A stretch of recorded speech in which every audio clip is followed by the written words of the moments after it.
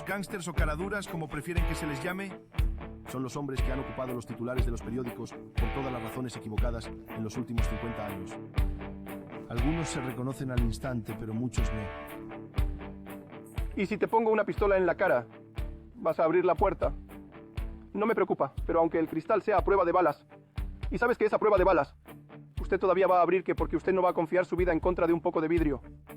Hombres como Eddie Richardson, Paul Ferris, Frankie Fraser y Walter Norval, que han inspirado miedo y respeto en igual medida durante décadas. La gente me temía, sí, porque yo era peligroso. En esta nueva serie, algunos de los personajes más infames e influyentes de Gran Bretaña han accedido a ponerse delante de la cámara y contar cómo eran y son las cosas. De repente, mira. Fui, si te mueves te vuelo la puta cabeza. Obviamente no lo sabía, tenía una gran pistola en mi cabeza. Arg. Así que me lancé en picado cuando sonó el disparo, obviamente, para ponerme detrás de mi motor. Después de ponerme detrás de mi motor, esperé 2 segundos y me lancé hacia la puerta principal, cerré la puerta detrás de nosotros y me puse detrás de los ladrillos. Y fue entonces cuando una bala de sierra entró por la puerta principal. He sufrido robos con agravantes, torturas, gente secuestrada y piernas rotas, brazos rotos, chantaje, extorsión. Me han hecho de todo. No soy electricista, ni fontanero, ni dentista, ni nada de eso. Soy un sinvergüenza y volví a la delincuencia grave y pagó dividendos durante los 5 años siguientes. Mi nombre es Bernard O'Mahony. Fui amigo de los gemelos Cray y miembro de la infame firma Essex Boys. Conozco este mundo, conozco las caras. Y voy a darles una historia sin restricciones de la clandestinidad criminal británica.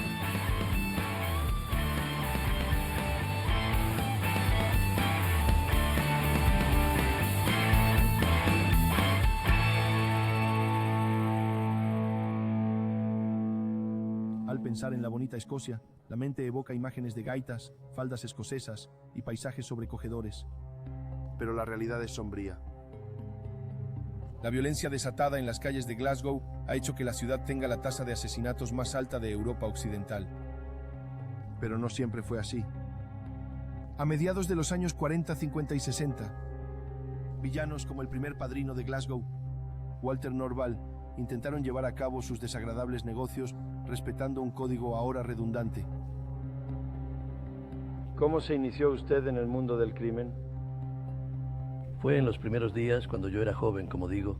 Mi madre nunca estaba cerca y me metí en una pequeña pandilla de amigos y empezamos, como digo, solo, rompiendo ventanas y eso, y robando por las ventanas y eso, ya sabes. Pero cuando llegó la guerra, fue al galope porque era un apagón entonces. Pero esta vez la policía sabía quiénes éramos. Solían echarnos de las esquinas y eso, pero en realidad sabían quién estaba detrás de todo, ya sabes. Era nuestra pequeña pandilla corriendo juntos. Y mientras el apagón estaba encendido, podías hacer una ventana, ya sabes. Y la gente. Nunca se molestaron cuando escucharon el ruido como Dad, estábamos robando té y azúcar. Todo estaba racionado. Y se lo vendíamos a los corredores de apuestas. Porque solían comprar cualquier cosa, todo estaba racionado. Así que nos daban té y azúcar y cosas así. Eso era lo principal, si teníamos suerte, si podíamos conseguir huevos. Solo tienes un huevo al mes, en las raciones. Así que si tenemos una caja de huevos, bueno, el corredor de apuestas te dio una fortuna por ello. Después de varios periodos cortos de encarcelamiento, la carrera de Walter se aceleró de cometer delitos menores a estar involucrado en asuntos más serios. Esta vez había cumplido un par de condenas, ya sabes, pequeñas. Y conocí gente de Govan y eso, chicos que conocían gente y eso, ya sabes. Y decidimos que empezaríamos intentando algo como esto. Así que lo descubrimos, solíamos hacerlo. Como digo, ir y mirar sitios y luego los golpeábamos. Empezamos tal vez. Un vigilante dirigía este lugar, solía sentarse en este lugar y los sueldos solían ser entregados a él. Así que decidimos mirar cuando él... Y nos sentamos en un coche en la carretera y lo vimos. Y vimos entrar los sueldos. Solo estaba el hombre en el lugar, con una gran bandeja de salarios. Así que la calentamos primero y los cogimos. Fue tan fácil. Dije, mira, esto es mejor que nada. Así que empezamos entonces, planeando pequeños robos y asaltos a bancos y diferentes cosas. Fue de uno a otro, ya sabes. Y la pequeña banda se reunió. Pero había algunos distritos diferentes. Uno de la pandilla tal vez diría, tal y tal es un chico del juego que está buscando un poco de dinero y... Para que lo subieran, para entonces yo ya había pinchado. en Willowbank Crescent, 3 habitaciones y cocina, y solíamos reunirnos allí. Y allí sentados discutíamos lo que íbamos a hacer a continuación. Uno de los chicos tal vez le dejaría tomar mi lugar, Walter, ya sabes, y yo le dejaría conseguir un poco de pago. Todo el mundo estaba recibiendo un salario Wii. Cuanto más éxito tenía Walter, más resentimiento atraía de sus compañeros villanos. Un día estaba en la casa. Yo y la esposa ya había tomado una buena copa. Era un viernes por la noche. Y la puerta se abrió. Y era Wally White.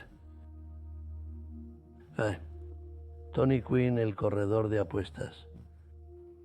Su mujer se quedaba con Tony. Big Wally White fue campeón británico de peso welter. Quizás hayas oído hablar de él.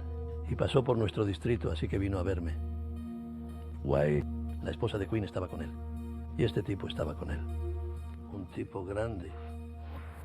Gibson, y había aterrizado en nuestro camino, y 2 semanas antes de que yo lo estaba viendo, él estaba luchando contra 3 tipos fuera del pub en Marlins, y él estaba bateando para 3 de ellos. E hice una declaración a la esposa.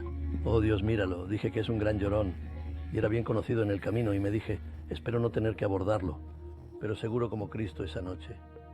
A través de la bebida me quedé dormido, y mi mujer me despertó.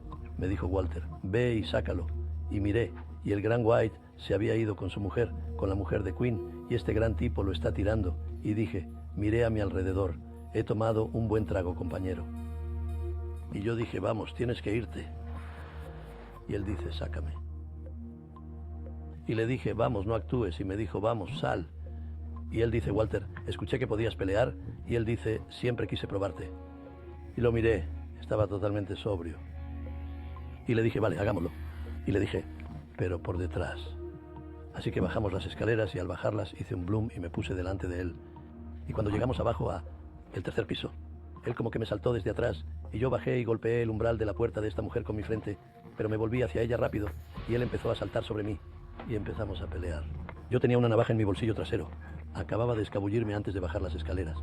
Y nos revolcamos un rato, ya sabes, y entonces voy y le doy un golpecito. Y yo empezó y tenía los cuernos fuera de los ojos. Para entonces mi mujer había empezado a gritar. Y un amigo mío había salido corriendo. Me quedé ahí arriba, simplemente me tiré y él me estaba quitando de encima. Pero yo estaba intentando sacarle los ojos, ya sabes, apuñalándole en la cara. No pasó mucho tiempo antes de que se encontrara con Gibson de nuevo.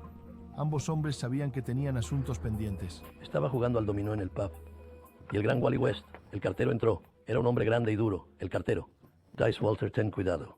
Dice que Gibson está ahí arriba con 3 manos. Dice, te están buscando, dice, el cuchillo es de esa longitud. Estaba jugando al dominó con 2 amigos míos. Donkey White y John Harris están muertos los 2. Pero estaba jugando dominó, así que terminé el juego y me levanté. Y salí, y Donkey salió detrás de mí y dijo, ¿a dónde vas? Le dije, voy a verla. Dijo, ¿a dónde voy? Le dije que no, que se quedara aquí. Así que caminamos de todos modos y luego John se acercó, sé que John Harris. Y miré hacia la puerta. Y allí estaba el grandullón mirando con sus amigos. No le di tiempo, entré rápido y le dije, ¿me estás buscando? Me di la vuelta y se la clavé justo en el cuello. Antes de que tuviera una oportunidad, se la clavé 3 veces en el pecho y esta vez está tratando de escapar y está tratando de escapar a una esquina. Así que fui tras él y se dio la vuelta y se agachó. Le había hecho los 2 riñones, se lo clavé en la nuca. Pero esta vez oí gritar a la mujer, exploté. Era solo la parte trasera del bar. Y me levanté y me fui a sus amigos, les dije, ¿y tú? Todos se alejaron asombrados. Así que nos fuimos y tomamos un taxi. Bajé a casa de mi madre y le di a John un cigarrillo y un cuchillo. Lo siguiente que oí fue que la brigada de homicidios estaba buscándome. Se suponía que había muerto en la ambulancia. Murió en la ambulancia, pero lo trajeron de vuelta. La carrera criminal de Walter llegó a un abrupto final cuando él y su banda fueron arrestados, a raíz de un chivatazo de un informante de la policía. La gente leal a Walter trató de descarrilar el caso de la fiscalía en su contra, volando el juzgado donde se celebraba su juicio. ¿Cuál era el propósito de soplar el juzgado? Las personas que conocí sabían algo al respecto. Yo no sabía nada al respecto, pero la gente que conozco que sí lo sabía, creo que era la gente que lo había hecho de verdad. Me explicó que todas las pruebas se guardaron el día anterior, debajo en el Tribunal Superior. Y usted solía decir que estaba en lugares debajo de la Corte Suprema, pero había 2 tribunales superiores, y había uno a cada lado, el sur y el norte. Así que por lo que he oído, los chicos fue cuando golpearon a los 2. Y eso es lo que han hecho. Golpearon las 2 canchas, pero los bomberos llegaron allí. En realidad he oído que hubo una quemadura, que llamó la atención de la gente a los incendios, ardiendo dentro del juzgado, y eso fue lo que salvó las pruebas de acabar con todo, porque la bengala habría atravesado.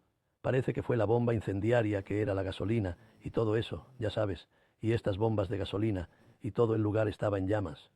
Nos juzgaron en un tribunal incendiado. El rematador. Si todas las pruebas hubieran sido destruidas, ¿no Fue habría un paseo. caso contra ti? Todo el mundo estaba saliendo. Incluso huí amigos que conozco que estaban en lo mismo. Todos estábamos esperando a saber.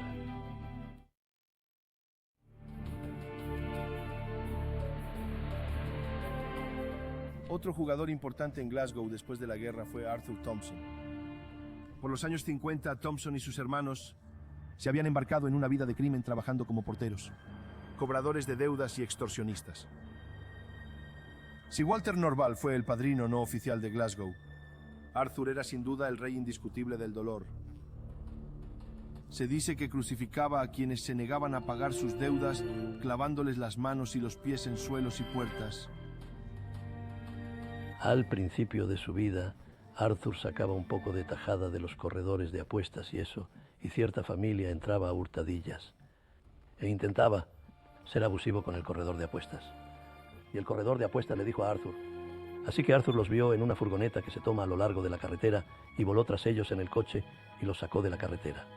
Y en el transcurso de uno de los muchachos fue asesinado, chocaron contra un poste y uno de los muchachos fue asesinado.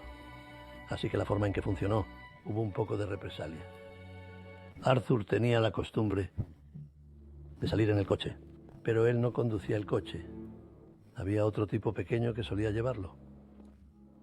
Ese día el chico no apareció. No quiero mencionar nombres, sabes que el pequeñín está vivo.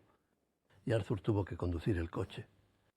Y su suegra decidió que quería una carrera. No hace falta que te lo diga. Encendió el motor, había una bomba abajo, el asiento del pasajero. La mujer murió. Arthur se rompió las 2 piernas y tenía heridas graves en las piernas. La mujer inocente, fue asesinada, pero estaba destinada a Arthur. A diferencia de Walter, Arthur estaba feliz de traficar con drogas y había forjado vínculos con bandas de Liverpool, Londres y Manchester. Las grandes cantidades de dinero que hizo inevitablemente atrajo el interés de bandas rivales y pronto estalló la guerra en las calles. Arthur empleaba a gángsters de Londres para asesinar a sus enemigos en Glasgow y los hombres de Arthur viajaban a la capital para devolver el favor. Bueno, me gustaba mucho. El italiano Albert me lo presentó y me hice muy amigo de él. Yo iba a Glasgow a verlo y él venía a Londres a verme y me visitaba en prisión y todo eso. Me caía muy bien. A veces les pedíamos que nos hicieran un favor allí y a veces nos pedían que les hiciéramos un favor aquí, dándole a alguien una buena paliza y eso. Cuando era niño, hace años, entrabas en un pub y era, ya fuera un problema o una escaramuza o lo que fuera, todo lo que oías era, ese es el pub de Arthur, eso no es parte del problema. Si alguien decía, Arthur es dueño de eso, habrían causado problemas en ese entonces. Quiero decir, podría ser bastante desagradable. El padre de Joe Steele también era una cara conocida en Glasgow, que tenía lazos con bandas de Londres. Era amigo de los Cray. Solía recibir tarjetas todos los años en Navidad. Y fue a visitarnos, era 1969, a visitar a los Cray cuando estaban en prisión preventiva. Y fue arrestado. La policía dijo que tenía una pistola en el bolsillo. Así que le cayeron 3 años por eso. Se guardó la pistola en el bolsillo, no salió a visitar. Con un arma. Así que le caerían 3 años por eso. ¿Por qué le plantarían un arma? Tenía amigos, tenía una reputación y era leal. Él le diría a sus amigos en problemas. Por lo tanto, solo los amigos de mi padre y la gente diciendo, yo no tengo la culpa. Lo hacía para intimidar a la gente, que fue acusado en Glasgow. ¿Eso fue en la época en que los Cray estaban siendo juzgados por asesinato? Sí, ¿Y había ido a intimidar a los testigos? ahí es donde la policía alegó. Iba a intimidar a los testigos, pero solo estaba allí de visita. ¿Y eso era algo que pasaba? Villanos de Glasgow yendo a Londres, villanos de Londres yendo a Glasgow. ¿Puede describirlo? Mi padre tenía un amigo, era turista en Glasgow, todavía lo es, y fue acusado de un par de asesinatos y fue absuelto. Y mi padre fue acusado de intimidar a los testigos en sus casos y fue absuelto entonces. Entonces, mi padre era así de conocido en todas partes. Era de alto perfil, incluso en aquel entonces. Pero como digo, era leal a sus amigos.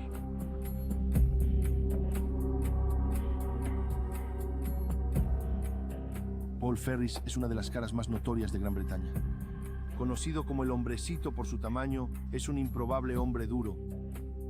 Ferris fue contratado por Arthur Thompson para llevar a cabo ataques contra rivales con precisión militar y ferocidad despiadada. La mera mención de su nombre infundía terror en los corazones de los enemigos de Arthur. La reputación surgió. Fue probablemente liderar los medios de comunicación. Te gusta poner una etiqueta en la gente que vende periódicos y diferentes cosas por el estilo. Pero desde un primer punto de vista, no estoy diciendo que los periódicos son responsables por mis acciones. Yo soy responsable de mis acciones. Y yo sabía que a una edad muy temprana que iba a hacer algo a estos matones. Y hubo una situación que he oído recientemente para un boxeador de renombre, Alex Arthur. Él estaba haciendo una entrevista y usó una frase llamada resistente a los golpes. Se volvió resistente a los golpes después de tantos años en el ring. Y pensé, voy a tratar de usar eso como una analogía para decir que te vuelves miedo resistente. Tú sabes.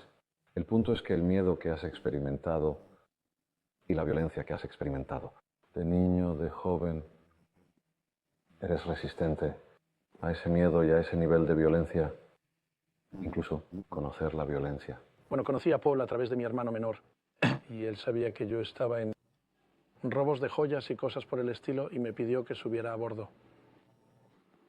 Y terminé. Le llevé a unos cuantos, ¿me entiendes? ¿Cómo trabajaban? ¿Qué hacían? Bueno, solíamos entrar, nos metíamos allí, nos arreglábamos y todo eso. Me buscábamos unas gafas y un traje y todo eso y yo entraba y veía un árbol de anillos o algo así. Y salía corriendo por la puerta con él y Paul estaría en la esquina en el coche. Entonces él iba y hacía el siguiente. Y así es como empezamos. ¿Sabes lo que quiero decir? ¿Y qué? ¿Y la violencia? Bueno, empezamos a meternos en el centro de la ciudad y cosas así y a emborracharnos. Y terminamos causando un montón de problemas con la gente y acabamos forjándonos una reputación de violentos. Acuchillábamos a la gente con cuchillas Stanley. Y en realidad nos llamaban la pandilla Stanley. Pero había un montón de gente tratando de atacarnos, así que estábamos llegando primero. Y llegamos a la notificación aquí para Thompson. Y una noche que había pedido que me trajeran para que Paul y yo fuéramos con él. Y Paul fue y yo nunca aparecí y esa fue la noche en que fue reclutado con el tipo Thompson. Me presentaron a Tom Began, que ya trabajaba con los Thompson. Recaudación de efectivo por toda la ciudad. Y me presentaron como lo que llamarías otro hombre de la bolsa, otro, a cobrador.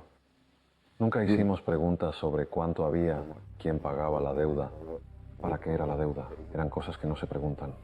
Ya sabes, todo era ir a ver al señor A y cobrar X cantidad. Y luego te lo llevas.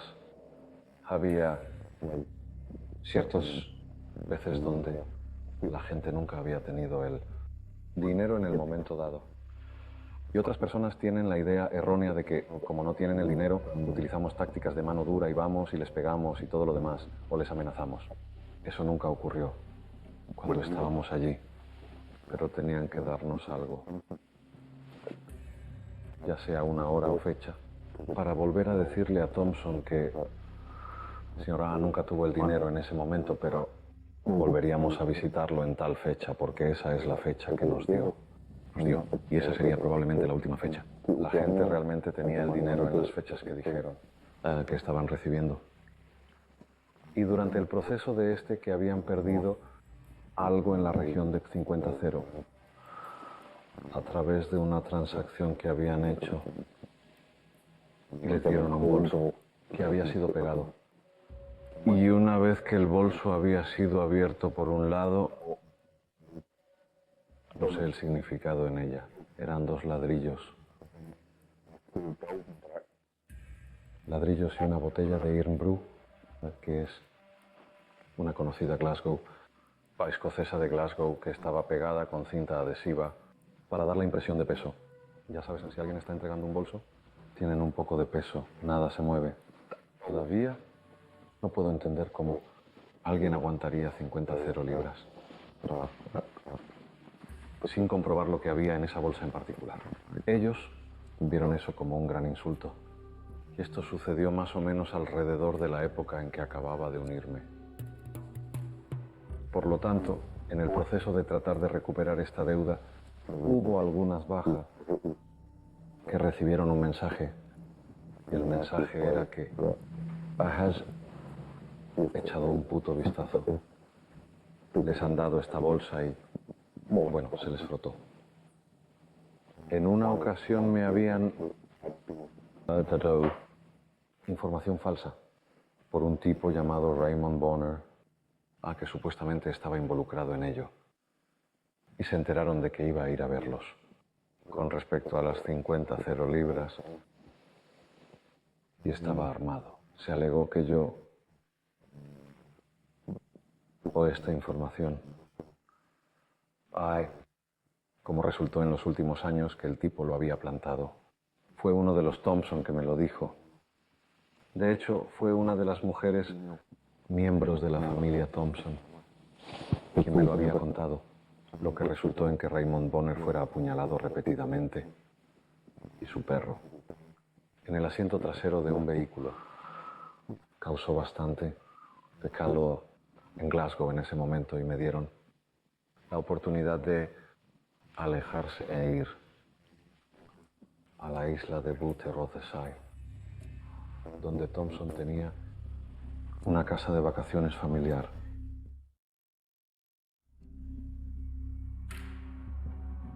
A los pocos minutos de llegar Ferris a la isla, la policía había irrumpido en la casa y le había detenido. Creo que ni siquiera pudimos comer en la casa. Recuerdo haber tomado una taza de té, recuerdo haber visto la televisión, recuerdo vívidamente el sonido de la madera astillándose y las puertas entraron. Y este piso tenía 2 puertas exteriores contra tormentas. Y que entraron. Entró por la puerta interior y se oyeron gritos de policías armados, identificándose quiénes eran. En ese momento todo lo que tenía puesto era de pantalones de jogging y una camiseta. Yo era muy consciente del hecho de que yo quería salir al pasillo y con las manos como extendidas para indicar que no llevo nada encima en mí. Solo en el caso de que alguien tiene una picazón a un dedo en el gatillo, quiera disparar primero y preguntar después. Y en ese momento, tan pronto como aparecí, sucedió muy rápido, pero muy profesionalmente. Te tiran al suelo, te esposan. De mi lado izquierdo, la cara estaba en el suelo para que pudiera ver fácilmente. Que estaba por encima de mí y había uno en particular que medía 1,80 m. Muy bien construido, pelo blanco como la nieve. Tenía una pistola clavada en mi nuca. Y dijo, ¿sabes lo que es esto, pequeño bastardo? Vas a conseguirlo. Y en ese momento, Anne-Marie acababa de aparecer accidentalmente en el pasillo. Y puso una pantalla trayendo de PC aquí, obviamente sin saber que había una mujer debajo de ella, lo que resultó en un montón de caos. Me levantaron, me metieron en la habitación, me registraron todo eso. Pensé, hombre, qué carajo. Mierda, aparte de un par de cientos de libras que tenía para el dinero de la supervivencia. Pero ocurrió algo extraño. Se dieron la vuelta después de registrar el lugar, no encontraron nada, y Anne sacó una bolsa de banco verde. A pesar de las afirmaciones de Ferris de que no había nada en la casa, la policía presentó una bolsa que, según ellos, contenía drogas. Fue detenido, acusado y puesto en prisión preventiva a la espera de juicio. Ferris creía firmemente que la familia Thompson era responsable de haberle tendido una trampa. Solo 2 personas sabían a dónde iba. Arthur Thompson Sr. y Arthur Thompson Jr. Y creo firmemente que era Arthur Thompson Jr. el que le tendió una trampa. Ferris se enfrentó a Arthur Thompson Jr. por haberle tendido una trampa cuando se encontraron en la prisión de Barlini, tartamudeando y temblando. Arthur Jr. negó todo conocimiento de tal conspiración. Sin embargo, en un esfuerzo por salvar las apariencias cuando la pareja se separó, Arthur Jr. empezó a decirle a todo el mundo que estaba compilando una lista negra, y el nombre de Paul Ferris estaba en la parte superior.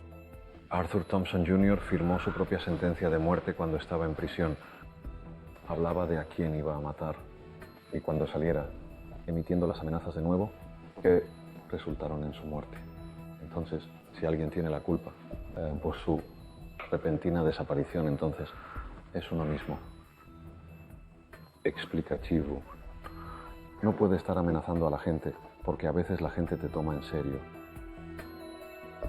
A las pocas horas de que Thompson saliera de prisión, estaba de vuelta bebiendo en el Provan Mill Inn, donde empezó a leer su lista de asesinatos a cualquiera que quisiera escuchar.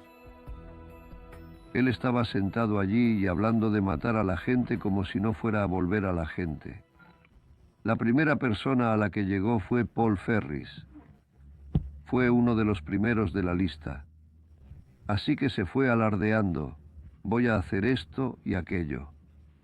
Estas personas tienen un montón de amigos. Volvió en un par de horas. Y era capaz de hacerlo. La persona que trató con Fat Boy era capaz de hacerlo.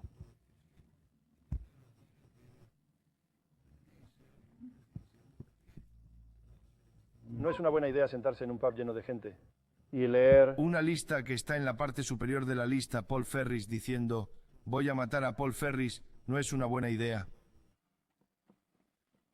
En cualquier otro momento, creo, Paul Ferris se habría reído de ello. Como digo, no se ríe de la mitad del tiempo. Pero Paul conoce su corazón. La mitad de él no era capaz de romper una ramita, pero era lo suficientemente malvado, venenoso y malo para pagarle a la gente. Incluso si conseguía golpear a alguien por diversión. No, era peligroso con su boca, peligroso con su dinero. En mi opinión, con razón, amenazó unas cuantas vidas. Tal vez el permiso de salida, y tal vez cuando es el momento adecuado para matar a alguien o lo que sea, pero eso es lo único. Permiso domiciliario, estaba fuera, primer permiso en prisión, pero como digo, sabía lo que hacía, sabía de lo que hablaba, sabía a quién estaba amenazando y pagó el precio. Esa misma noche, cuando Thompson salió del Provan Mill, un hombre se le acercó. Sacó una pistola y le disparó en la cara. La fuerza de la bala le hizo girar y cayó al suelo. Mientras se arrastraba sobre manos y rodillas hacia su casa, una segunda bala se estrelló contra su caja torácica, perforándole un pulmón. La tercera bala le alcanzó en el ano, la costumbre de Glasgow diseñada para humillar a la víctima. La policía no tardó en detener a Paul Ferris y a su amigo Bobby Glover por el asesinato, pero ambos hombres parecían tener coartadas concretas. Ante la falta de pruebas, la policía acusó a Ferris y Glover de un delito no relacionado. Cuando ambos comparecieron ante el tribunal, Glover quedó sorprendentemente en libertad bajo fianza y Ferris en prisión preventiva a la espera de juicio. Arthur Thompson, padre, estaba decidido a vengarse del asesinato de su hijo, y con Ferris a salvo entre rejas, la única opción de Arthur era descargar su ira contra dos de los mejores amigos de Ferris. Arthur quería que se hiciera algo, y conocía a la gente que lo había hecho. Y la gente que lo había hecho eran buenos amigos míos, porque sabía por cuánto era, y todo, había 30 0 libras que les metías en la cabeza. Bobby Glover y Joe Hanlon, y ese otro chico que sigue vivo, Paul Ferris. Esos eran los 3 que había que hacer.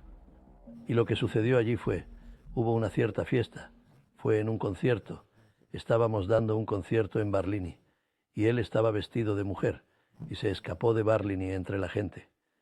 Y Bobby Glover y él acogieron a ese tipo y cuidaron de él. Y ese tipo los traicionó. ¿Cómo ha ocurrido? Porque era su tío, quien les disparó. Y él habló con su tío. Su tío habló con él y le ofreció un poco de pastel para que los trajera y dijera que era un asunto de drogas. Convenció a los dos para que vinieran y este chico los sacó de la carretera y les disparó a los dos. Y te diré una cosa divertida sobre eso, ese tipo. Estuvo conmigo bastante tiempo, ahora está muerto. Y me contó sobre ese día. Él dice, Walter, él dice, estamos bien, pero ellos dos eran el motor, Dice, y este era su sobrino que los preparó. Dice, ahí, cuando les disparé a los dos, dice, me acerqué al motor, dice, y les disparé. Dice que cuando disparé al primero, Dice, y le disparé. Él dice, y una bala voló por mi cabeza. Dice que me di la vuelta y mi sobrino dijo, lo siento, no era mi intención, fue un error. Dice, creo que iba a hacérmelo a mí. Yo dije, estuve hablando con él ese día, yo dije, bueno, no está seguro. Él dijo, así que por este tiempo el sobrino es de vuelta en la cárcel. Dijo, voy a hacerlo cuando salga. No sé lo suficiente sobre lo que pasó, pero no lo sé todo. He hablado con otras personas que han tenido la suerte de hablar con otras personas, teniendo en cuenta que sigue siendo una investigación de asesinato en vivo también. Tengo una idea bastante aproximada de lo que había sucedido y de lo que había tenido lugar, y tengo entendido que todavía hay miembros de la familia de Joe Hanlon que viven en Irlanda. Son buscando aclaración sobre el paradero de dos individuos que creen firmemente que fueron los responsables. Uno es Billy Loban, William Loban, por hacer la llamada, y otro que permanecerá anónimo. Pero se hizo de tal manera que era como, aunque Thompson lo organizó. No creo que Thompson organizara nada de esa naturaleza. Él podría ser consciente de su importancia, pero creo que fue una empresa conjunta entre él y McGraw.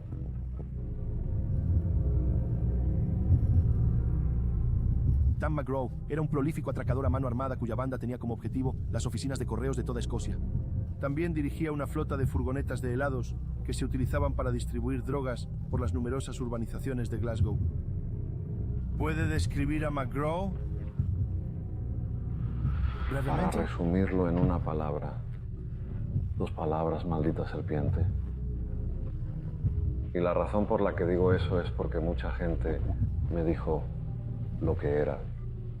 Hay una diferencia entre que la gente te diga de qué se trataba y que la gente le diga a otra gente para ver lo que otras personas eran todo por una simple razón. Porque si no les dices cuando algo pasa, que es el punto que estoy diciendo más adelante en la línea, bueno, podríamos habértelo dicho. El primer tipo que me dijo algo sobre McGraw era Tam Bagan, porque tuve que trasladarse de Provanmill a Gularnock, pensando sin querer a que iba a escapar de la división D, de donde me habían habilitado, para continuar. Y tenía cintas de audio de policías hablando de montarme y matarme y todo lo demás. Ni pensé que la ingenuidad de alejarse de allí en otra área habría evitado esto, pero sigue siendo Strathclyde. Y me advirtió cuando me mudé a la zona, me dijo, un tipo con el que tienes que tener cuidado es McGraw, cuidado con lo que haces. Y más tarde Tam y yo tuvimos un desacuerdo a falta de algo mejor. Y Joe Hanlon tenía algo de dinero que me pertenecía y que yo le había pedido que cuidara. Y resultó que Joe le había pedido a Tam McGraw que lo pusiera en su caja fuerte. Y cuando le pedí el dinero a Joe y me dijo dónde estaba, pensé, ese es el último tipo que quiero. Saber que tengo dinero por ahí. Y fuimos a recogerlo de su caja fuerte. Y obviamente se enteró sobre el desacuerdo. Y me dijo abiertamente, si tienes tanto problema con Tam Bagan, no te preocupes. Conseguiremos gente que se encargue de él. Le dije, ¿qué quieres decir? Dijo, bueno, tenemos a Bradley y Henderson que se meterán en su coche y lo equipará. Abiertamente, tanto como dirías, ¿quieres fuego o quieres más azúcar en el té? Expresión totalmente inexpresiva. Obviamente, Lo que oí sobre él era factualmente cierto. Y en el momento en que le dije a Joe Hanlon, obviamente escuchaste lo que acaba de decir Joe, te aconsejo con que te fueras a la mierda. Y hablé directamente con McGraw y le dije en cuanto a cómo resuelves tus problemas. Yo no resuelvo ningún problema así. Y lo que he oído de ti lo has aclarado todo.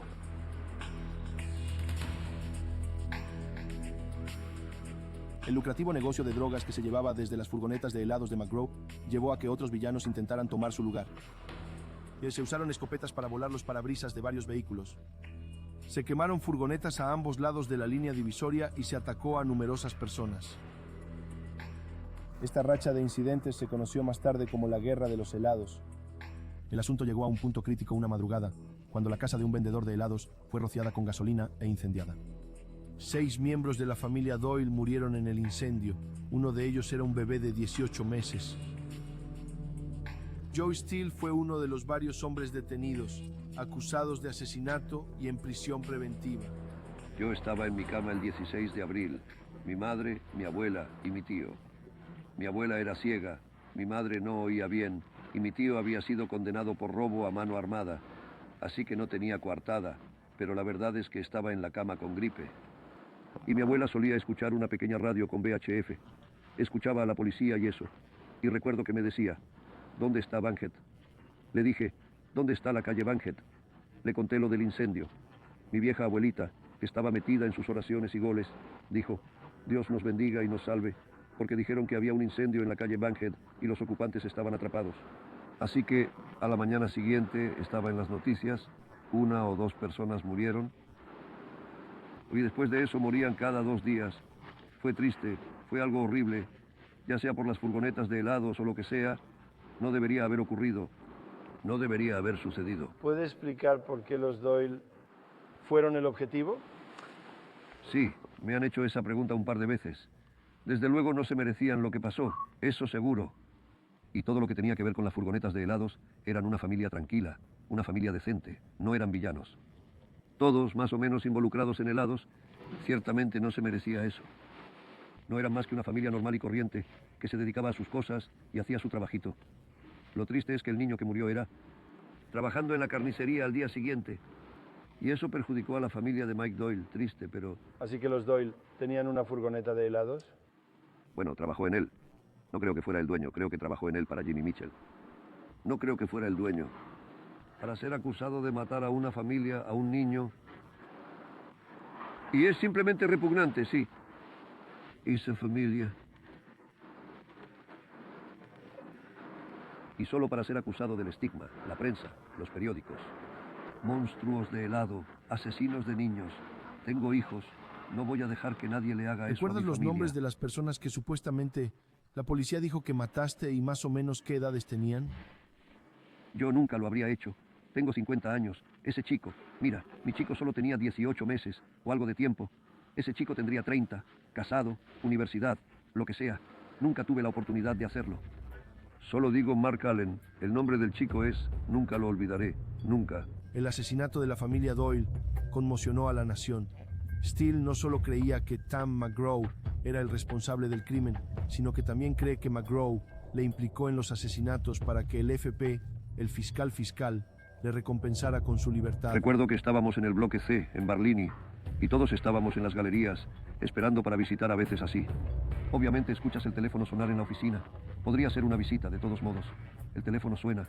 Tom McRobbie nos gritó para una visita. De pie en la oficina volvió a subir y él dice, estoy recibiendo una liberación PF. Y todos nos miramos unos a otros y dijimos, ¿qué quieres decir con que vas a conseguir una liberación PF? Porque él estaba reunido con el hombre principal. ¿Y cómo vamos a conseguir una liberación PF? Creo que fue Tommy Campbell quien se lo dijo a él.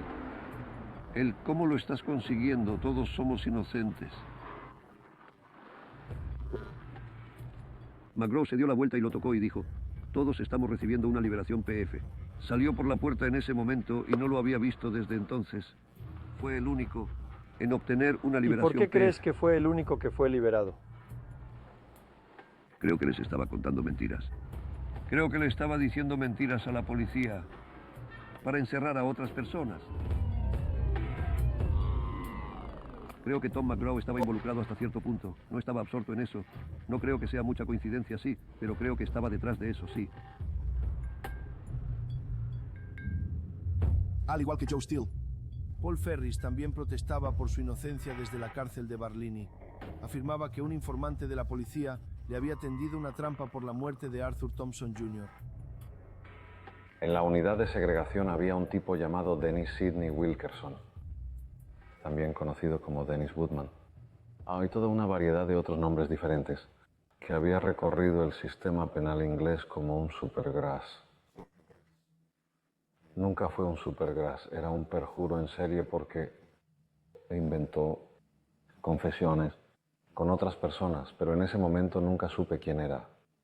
Y como salí bajo fianza, se acercó al jefe de policía de Ayrshire, creo que fue. No creo que fuera Glasgow en ese momento.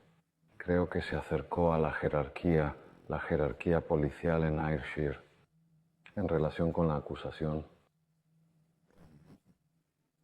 Y luego elevó su información sobre: confesé el asesinato de Thompson Jr. Confesé el intento de asesinato de Thompson padre. Iba a volar la casa. Me ofrecí a tenderle una trampa con drogas y todo un puto catálogo de cosas. Es muy difícil incluso imaginarlo en una unidad de segregación cuando tu ventana se abre unos 5 centímetros y en cualquier momento estaba a 7 celdas de distancia. Así que eso fue lo que la corona utilizó y revocó mi fianza. Me llevaron de vuelta y lo llamaron el juicio por asesinato más largo en la historia legal escocesa, cuando en realidad fue la farsa más larga en la historia legal escocesa, porque esa era su evidencia. Tras la liberación de Ferris, los bajos fondos de Glasgow se preparaban para una guerra total entre los leales a Arthur Thompson y los leales a Ferris.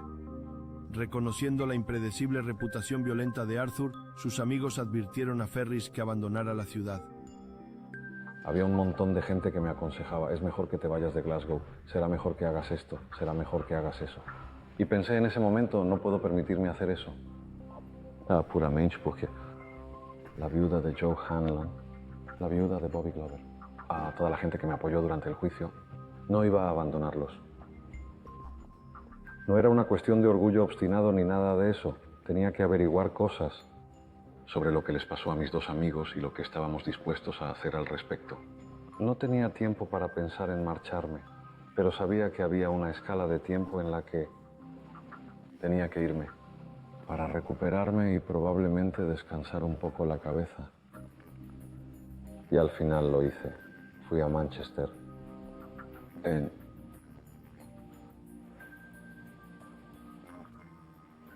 finales de 1993, así que me quedé cerca de un año en Glasgow, 1 año y pico.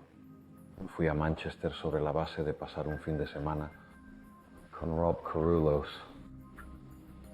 Y fui introducido a la cocaína Freebase y perdí 2 años de mi vida quedándome en Manchester. Ferris no fue el primer villano escocés que se instaló en Manchester. Una vez se culpó a los glaswegianos de un aumento del 50% de los delitos violentos en la ciudad. Manchester, o Gunchester, como se la conoce, ha producido muchos de sus propios villanos y sigue haciéndolo. En los últimos años, el aumento de las cifras de delitos con armas de fuego, los ataques con granadas y los asesinatos de agentes de policía han hecho que se acuñe la frase: el infierno, dicen, es una ciudad llamada Manchester.